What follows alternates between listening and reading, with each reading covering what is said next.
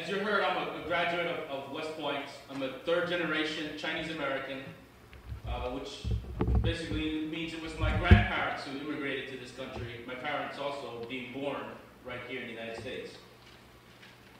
But not only am I a West Point graduate, I actually come from a family that has its roots in the military. My younger brother is also a West Point graduate. I have another brother who currently serves on active duty as an Army doctor, physician. And my father, as I mentioned, who was also born in the U.S., was drafted during World War II. So all of the males in my family have actually served in the armed forces, have served in the Army. And so with regard to our contributions, all of us have given something back to this country's security. And that's something we're all proud of. I'm also a veteran, or someone who has served in two of our nation's conflict, someone who was deployed to a declared combat zone in the aftermath of the first Gulf War as an air defense artillery officer, and that was back in late 91 into early 92. And I'm also a Muslim convert. I converted to Islam after being raised as a Lutheran, which is one of the more liturgical Protestant denominations. And that's a very important part of my story, my journey to Islam, because that ultimately tells how I would then go and become a Muslim chaplain to serve in the ranks of our military. So let me go there. That was really after I graduated West Point. Shortly after leaving the academy, I found myself in what you might call interfaith dialogue, in a discussion with another student about faith, things that we believed in. And at that time, being a Christian, holding the doctrine of the Trinity, when I first heard something about Islam, it was something that I actually immediately rejected completely outrightly. But in that conversation, there was a challenge put to me, and that challenge was simple. It was, how could you reject something without knowing anything about it? And that made sense. It made sense to me. I didn't know anything about Islam. So how could I automatically reject it in all forms and aspects? So I took the next step. I simply got a book about Islam, an introductory book, began to read, just to educate myself. Muslims, we believe that the second coming of Christ is an indication that the day of judgment is nearing. The day of judgment when all souls, all mankind are put forth in front of God and held accountable on the day of judgment. So this was a belief that I held as a Christian. The belief in the day of judgment, the belief in heaven and hell. Muslims also hold that belief of heaven and hell, the day of judgment. As I read further, I read some very familiar names. Names like Abraham, Moses, David, Joseph, Noah. I read the story of Noah in the Muslim tradition, and it was about this individual who built this massive ark and sailed the floods. Of course, it was the same Noah that you find in the biblical traditions.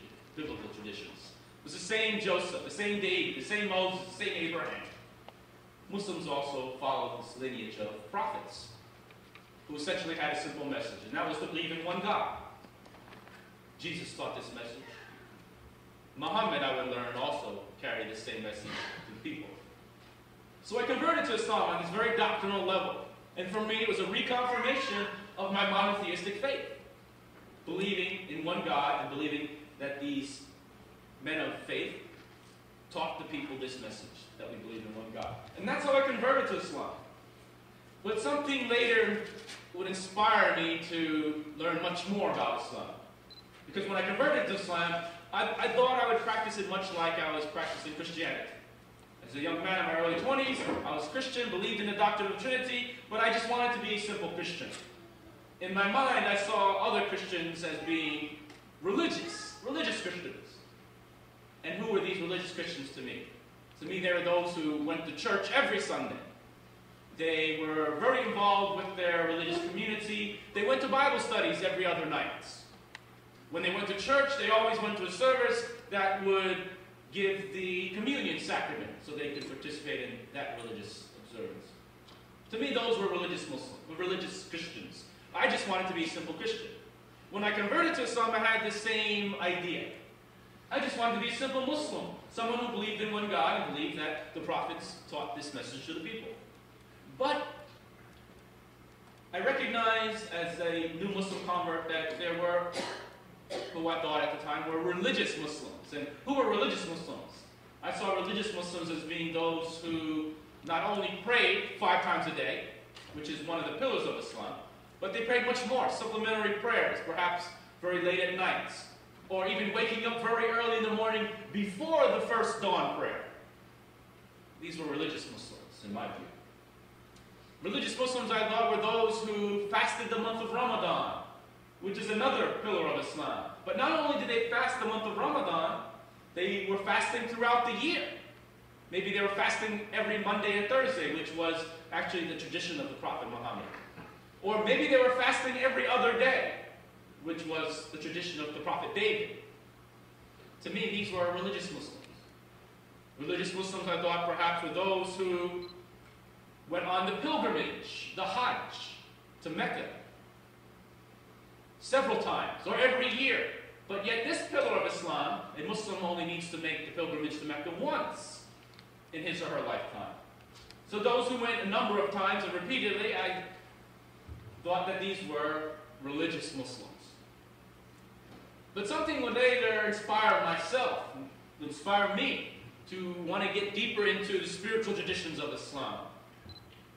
And what was that? That was when I was actually deployed to the first Gulf, or the aftermath of the first Gulf War. I was in Saudi Arabia, and on the base that we were stationed at, there was a Saudi Cultural Center. And in the Saudi Cultural Center, I found a memorandum, a military memorandum. It was signed by a commanding general of the U.S. forces, and it was signed by the commanding general of the Saudi Air Force. And this was a memorandum that said any American Muslims who are here serving in the military could actually get 4 days off from their job, their military mission. We call it in the military a 4-day pass. They can get 4 days off to go and visit Mecca, the Holy Land. Sponsored trip by the Saudi Royal Air Force in this Saudi Cultural Center. And they would even provide us escorts, guides to visit the Holy Mosque in Mecca. This memorandum indeed was an official memorandum. And 2 other Muslim converts in my unit and we submitted a request, a group request. It was approved by our battalion commander, and we got 4 days off as deployed U.S. soldiers in the Gulf. The conflict itself had already ended, and we were on our way to Mecca to visit the Holy Mosque. A minor pilgrimage, so to speak. But as a new Muslim, someone who had only converted to Islam about 5 months earlier, felt very much a Muslim because of that simple belief in one God and in the prophets who taught that message.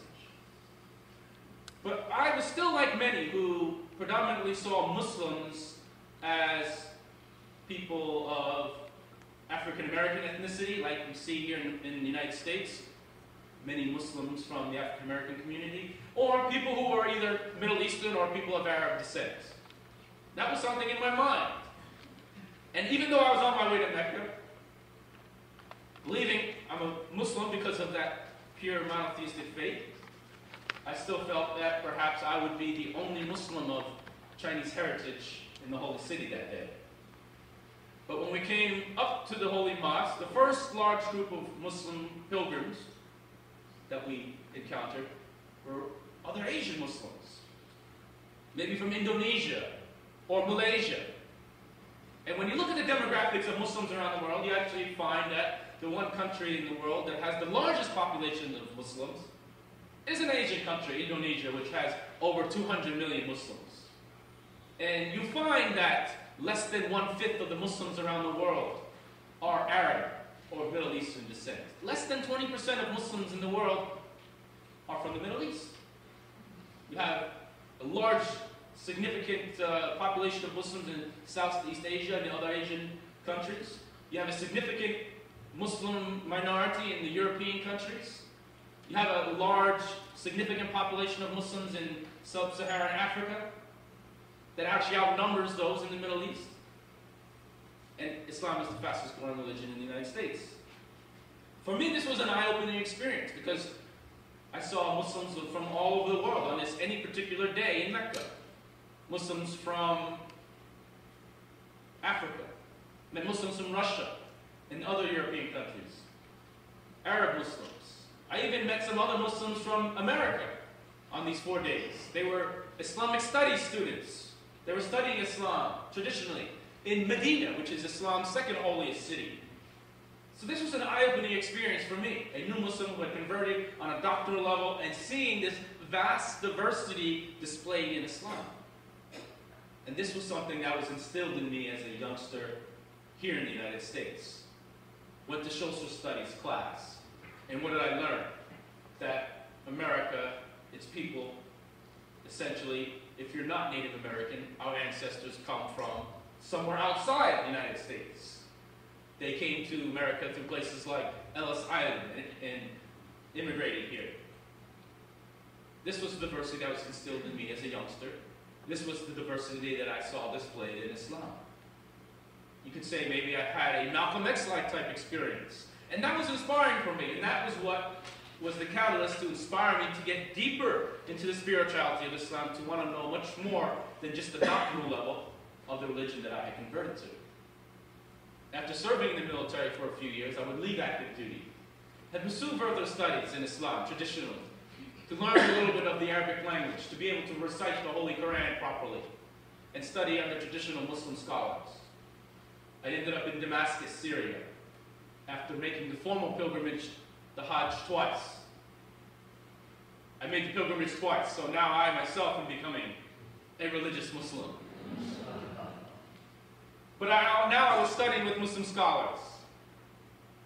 And after some years of study, I would come back to the United States in late 2000, after I had learned that I could re-enter the ranks of our military and become a chaplain.